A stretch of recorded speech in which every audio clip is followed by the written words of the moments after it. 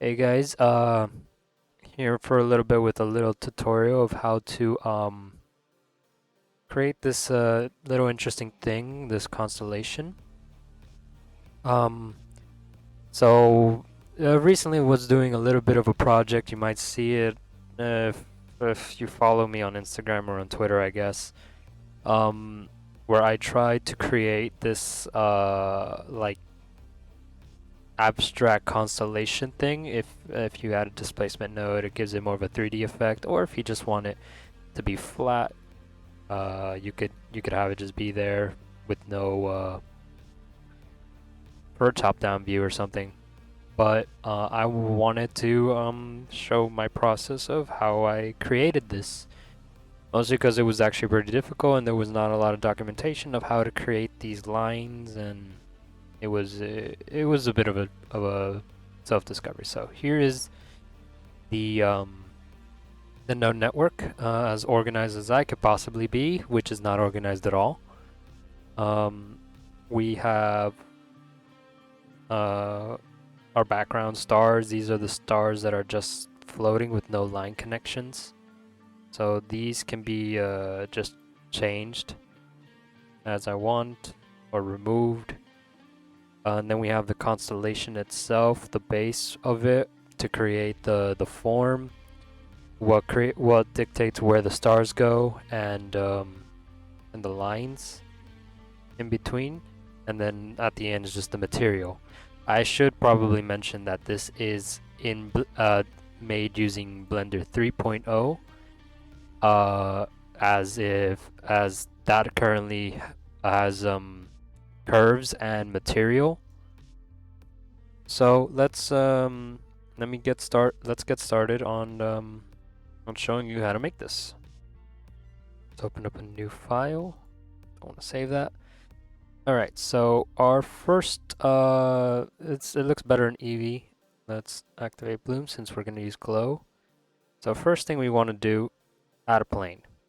Now, what shape your plane is up to you, but I found that you could use a square, but you could really just, move things around, create random lines, and not like that, but stuff for your geometry to um to have enough scatter and look interesting like a constellation. Don't stay even. Make it look weird like that. That kind of looks like a fish. A fish. All right. So now let's start. So the way that I did this, this is all I needed to put into the scene, just a single plane that we'll name Constellation, and I probably misspelled that, but I'm not gonna care. So let's add in the geometry node network, and immediately we want to distribute points on it, because obviously a star field, we want to distribute stars. So let's get our point distribute node. Oh, I should probably point out that in Blender 3.0 they introduced geometry nodes fields, and I think this is enabled by default now. But I don't know how to use it yet, and I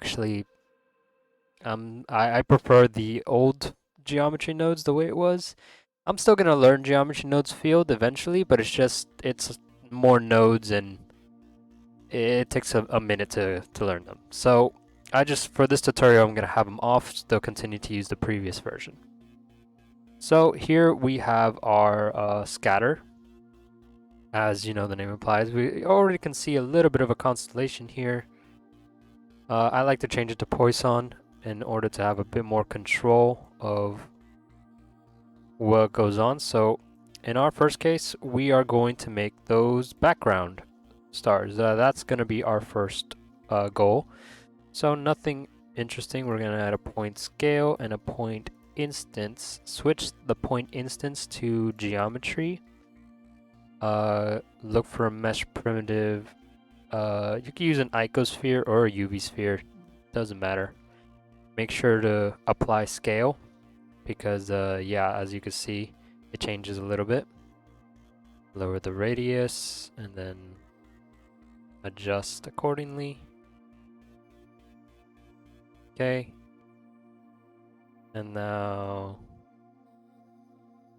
I want to mess with the scale a little bit, and I'm going to add an attribute randomize with scale as the attribute. And these are going to be the background stars, so they are not going to be that big. You don't want attention to be on the background stars. Now you see, you have your basic material here, but if we pretend that this is the night sky, turn these on and switch the background world to black with no light, we see nothing. We have to add a material. Let's add a material. It's going to be a red glowing material. And switch this to emission, switch it to red, but nothing shows. Why? Because the material is on the plane, but not on the distributed points. So what do we need to do? At the end of this node network, we want to go to the materials, material sign, and pick our red material. Now we see the red dots. Let's go to bloom for Eevee and mess around with it in order to get a little bit of a glow. Just looks nice. Alright, now that our background stars have been completed, this is our base. And now we want to create the actual constellation bit. So what I am going to do is I'm going to duplicate this, connect it up, and what I did is there, shift right click to add a reroute. You need to have Node Wrangler add-on enabled, so go to preferences, add-ons, look for Node Wrangler, and you'll see it right there. It's a default add-on, so just activate it. It's useful. So now, okay, now we don't need to see this bottom node at this point in time. We just need to see this one up here for now.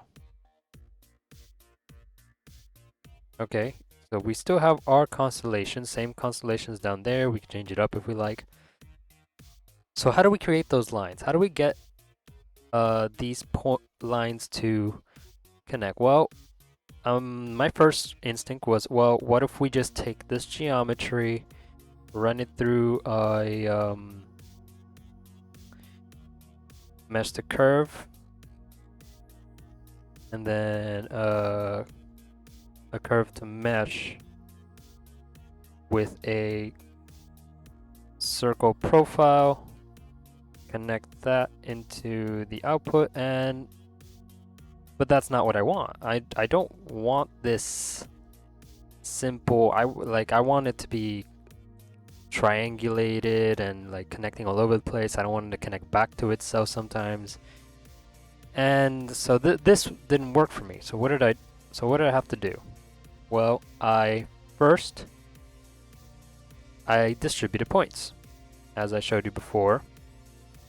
Let's reconnect that so we can see the points are there. And what did I find out? If I go to geometry convex hole, this can actually take the convex of the entire point and create an entirely new geometry.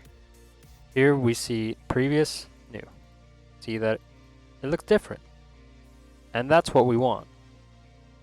So, and if we go to wireframe, we see it's hollowed out. There's no intersection lines, meaning we can add a where is it? Mesh triangulate. And this triangulates it.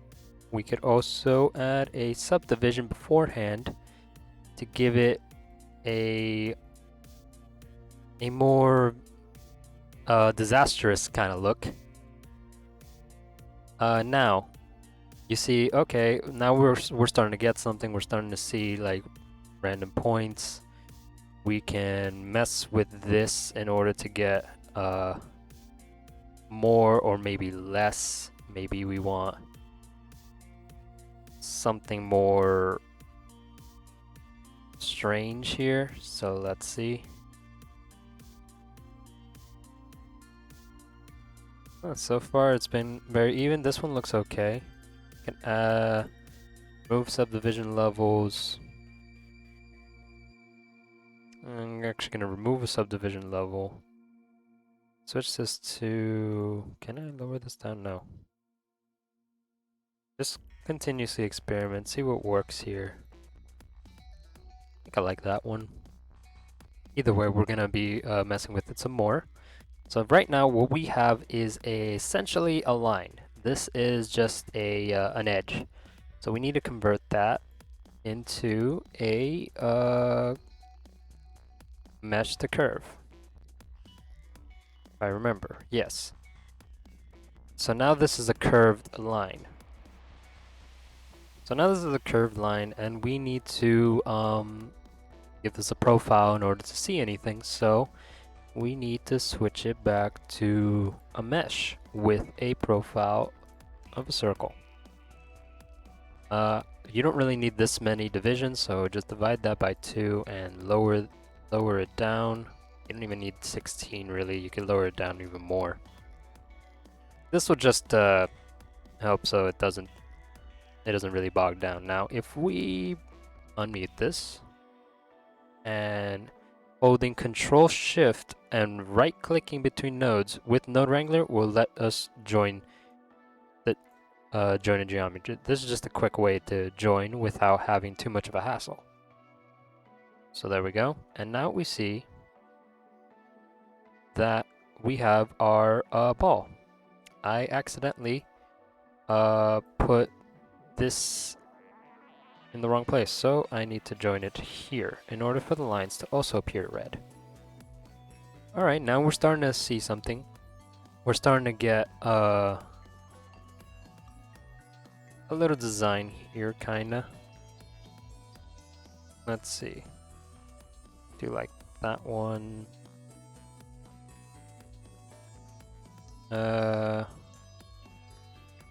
Maybe this needs a little bit more randomness.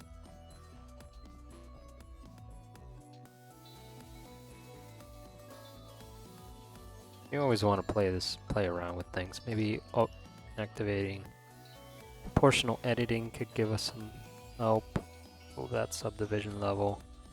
We have like a little diamond shape here. Alright. So carrying on, we now have our lines. This here is our lines, but from here, we want to start creating the certain points on our line. So what that means is that if we grab this down here, mute it again, and just connect the lines here, we don't have to worry. We'll reconnect it back later. We have to curve to points. Now, if we just place it, where is it? Right here. It'll disappear. Because it's trying to convert the points to a mesh, and that doesn't play nice. So, what do we need to do? We need to branch it off. So let's move these back a little bit. Move the curve onto here. And if we see this now, it should show us the points. There they are. I don't like to keep it on count, I like to keep it on length. Or actually, let's keep it on count. Have it be like a bit weird.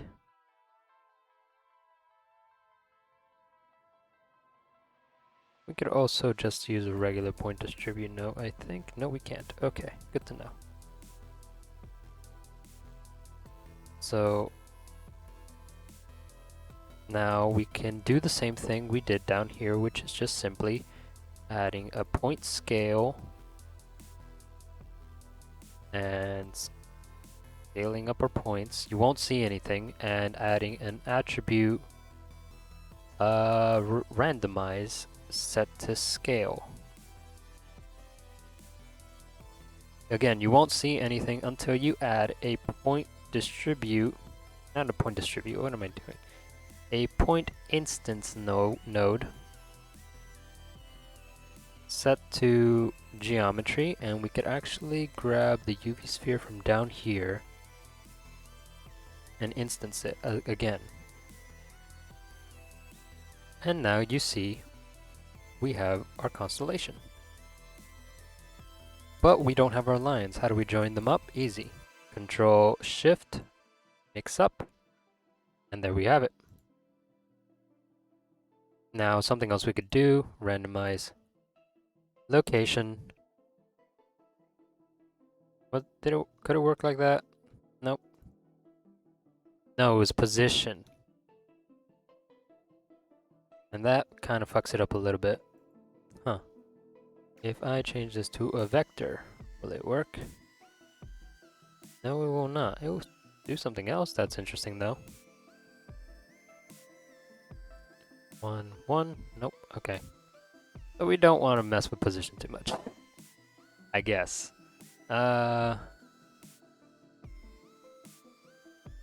Maybe the normal, nope, okay, never mind. I'm sure there's a way, but I'm not geometry nodes savvy, and I literally discovered this maybe a couple days ago. Alright, so now we have our points on there. We have our stars. Now we want to, you know, cut back some of these points. We don't want all of them to be connecting. We want maybe a few of them. So what we need to do is, before our curve becomes a geometry here, before that segment, we need to give it a curve trim. And that will allow us to just pull back. Now if we go back here, we can start to see like, oh, this starts to look like something. Starts to look like a constellation drawn on, or some sort of map. Whatever you like. And it looks kind of cool. It is controlled by here currently both the amount of stars are controlled by this subdivision level. So we need to split that apart. We don't want this segment to be controlled by this. So what does that mean? It means we need to split this. So if let's see if this works. Geometry join. Join the geometry here. Set that into there. Nope, that did not work. Okay.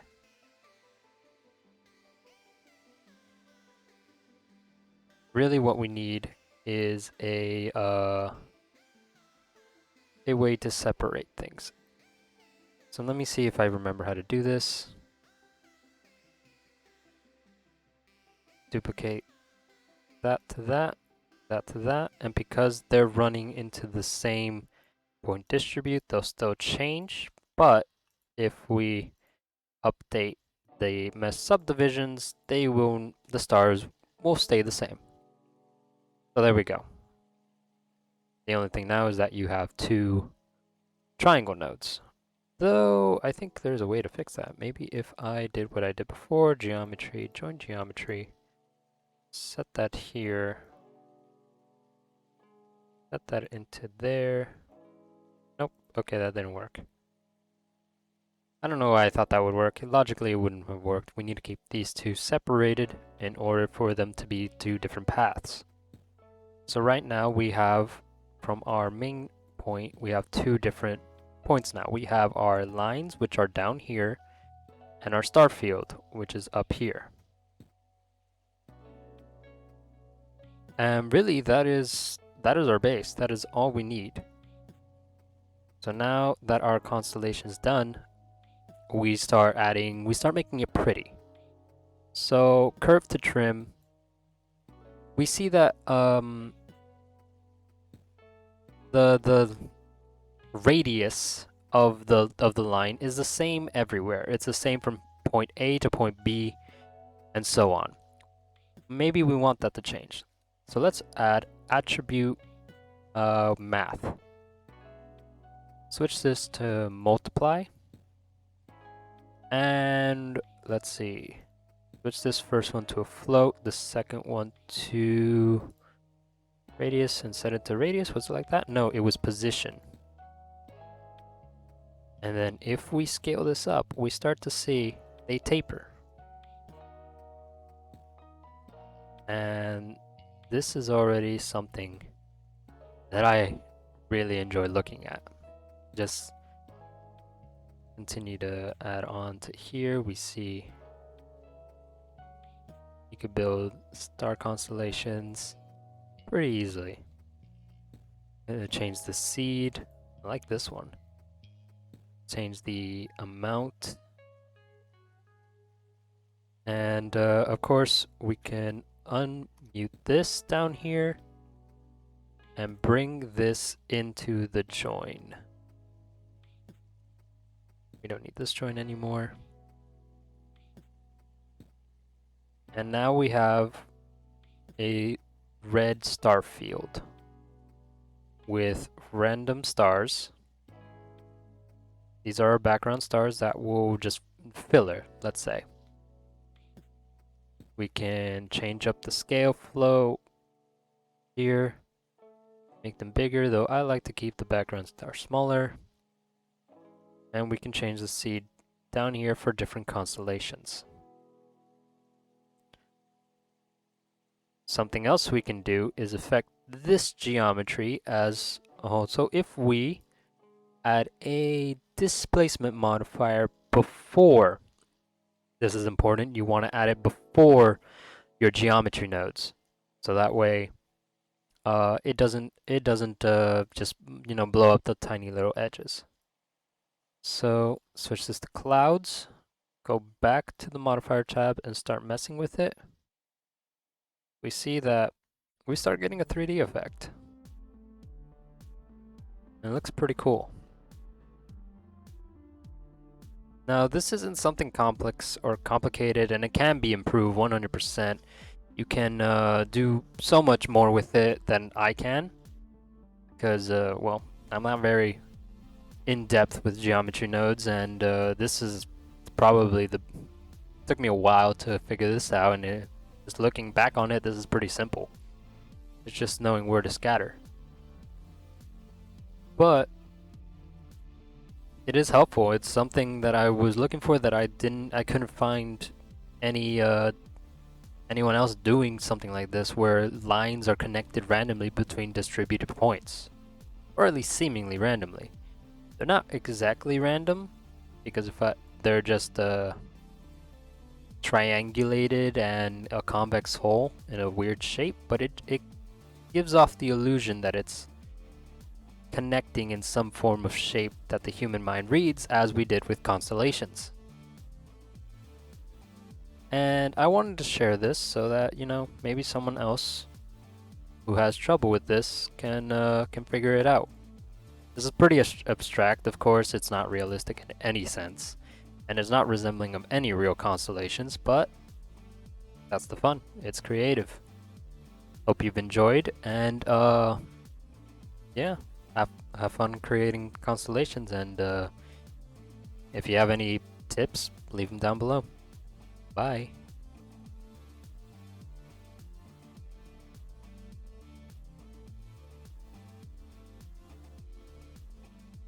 Some extra things that I should mention if you want. If you let me remove this node so you can see.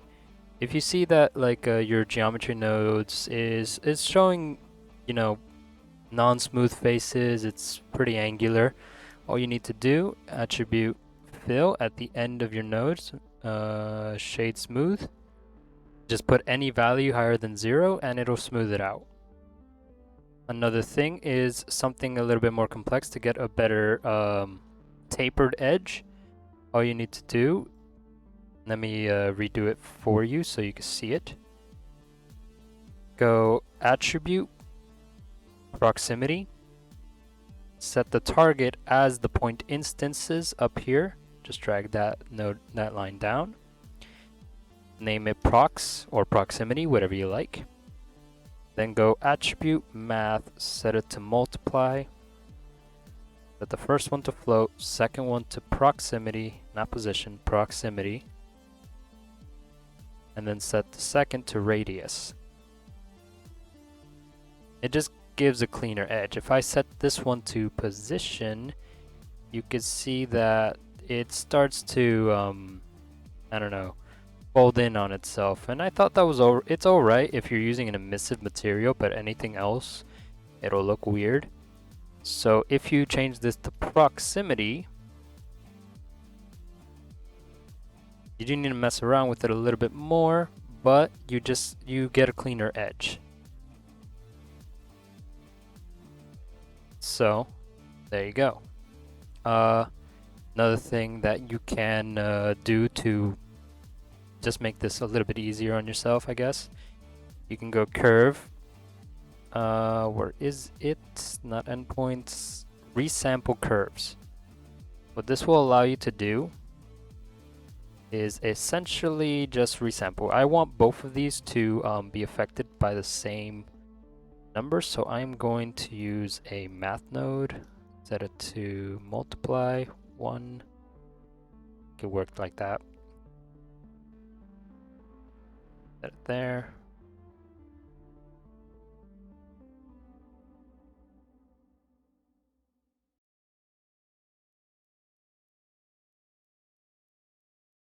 You can see we can resample things, though maybe it's best to keep it at 2 most of the time.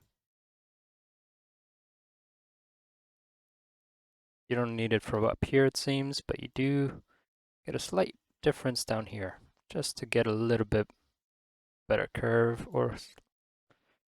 But I don't suggest going too far, because things can break, unless that's what you want. In which case, all the power to you. I'm gonna keep it at 2 for now. And with that, it concludes the tutorial. This is just some extra stuff at the end, so I'll make sure to add a little page on that. Bye!